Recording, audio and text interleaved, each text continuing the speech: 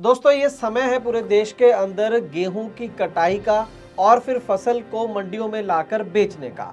इस समय पंजाब समेत बहुत से राज्यों में ये प्रोसेस चल रही है। हजारों लाखों किसान अपनी मेहनत से पाली हुई जो फसल है उसको काट कर मंडियों के अंदर ला रहे हैं और वहां पर बेच रहे हैं। लेकिन हर साल हम एक और ट्रेंड भी देख रहे हैं आजकल के पंजाब जैसे राज्यों में या एक दो साउथ के राज्यों में जहां पर एमएसपी लागू है सही तरीके से, जहां पर फसल जो है वो एमएसपी पर खरीदी जाती है, वहां पर दूसरे राज्यों से गेहूं आकर वहां पर बिकता है, जिससे जो वो लोकल राज्य है उसको उससे आपत्ति रहती है। पिछले कुछ सालों में देखा गया कि साउथ में भी और खास करके पंजाब में भी बहुत सारी ऐसी गाड़ियां पकड़ी गई जो दूसरे राज्यों से गेहूं लेकर मंडियों में बेचने के लिए लेकर आए थे। तो अब भी वही सीजन चल रहा है और इस बात को लेकर एक अहम जानकारी हम आपको आज ट्रांसपोर्ट टीवी पर देना चाहते हैं कि जो लोग दूसरे राज्यों से पंजाब के अंदर गेहूं लाने की कोशिश कर रहे हैं, हर साल लाते हैं अपने ट्रकों के अंदर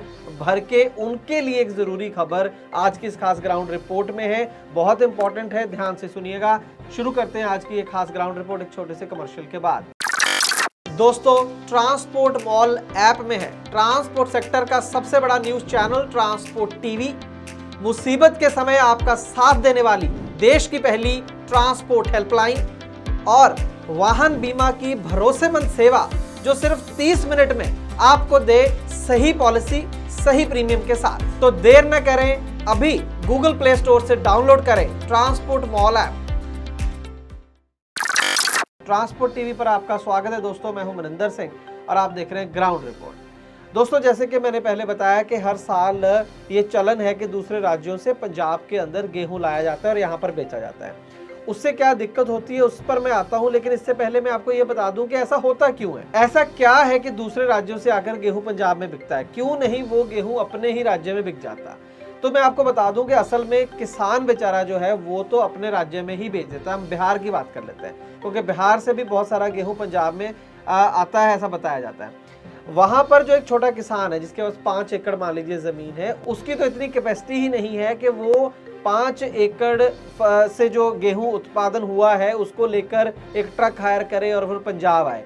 वो तो बेचारा जाके अपनी मंडी में ही बेचता है, लेकिन मंडी में बेचता है 900 रुपए क्विंटल के हिसाब से, क्योंकि बिहार के अंदर मैं आपको बता दूं कि एमएसपी के ऊपर खरीद नहीं होती है। तो 900 रुपए में बिहार के किसान से वो गेहूं खरीद लिया गया। उसके बाद उसको ट्रक में डाला गया।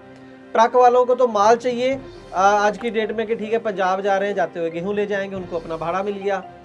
अब व्यापारी ने उसके ऊपर मान लीजिए 200 रुपए क्विंटल का खर्चा भी कर दिया, उसको 1100 रुपए का पड़ गया। और पंजाब में लाकर मान लीजिए उसने 1500 रुपए में उसको बेच दिया, 1500 रुपए क्विंटल में बेच दिया, तो भी 400 रुपए प्रति क्विंटल उसने मुनाफा कर लिया। अब इसके बाद 1500 रुपए में जब पंजाब के व्यापारी ने उसको खरीद लिया, तो पंजाब के अंदर आप सोच रहे होंगे कि वो क्यों खरीद रहे इतना महंगा, 900 वाली चीज 1500 में क्यों?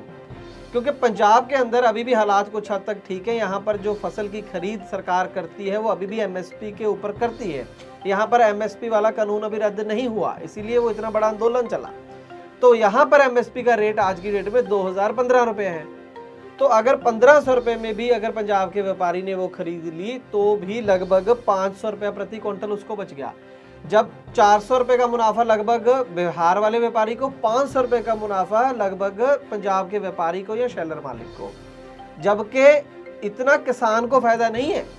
किसान को तो शायद 50 रुपए 100 रुपए बचते होंगे पूरी मेहनत के बाद।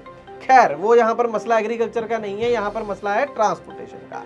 अब अकेले नहीं हैं आप, देश की पहली ट्रांसपोर्ट हेल्पलाइन आ चुकी है ट्रांसपोर्ट मॉल ऐप पर, अभी डाउनलोड करें। तो ये तो मैंने बताया कि क्यों ये गेहूं आता है वहां से। अब पिछले कुछ सालों से यहाँ पर जो लोग हैं, किसान भी चौकन्ने हो गए और सरकार भी कि बाहर से नहीं आने दे रहे हैं ट्रक। तो उस चक्कर में किसानों ने, खास करके सरकार से ज्यादा पिछले सालों में किसानों ने यहाँ पर नाके लगाए और उन ट्रकों को यहाँ पर आने से रोका, क्योंकि उनको लगता है कि पहले उनकी फसल उठनी चाहिए। उनकी फसल तो उठती नहीं है, उनकी तो पेमेंट अभी मिली नहीं है और बाहर से आके गाड़ियां यहाँ पर माल बेच रही हैं। तो वो गाड़ियों को पकड़ कर पुलिस के हवाले किया गया पिछले साल, और उसमें व्यापारी का तो जो हुआ सो हुआ, लेकिन सबसे बड़ा नुकसान ट्रक मालिक का हो जाता है।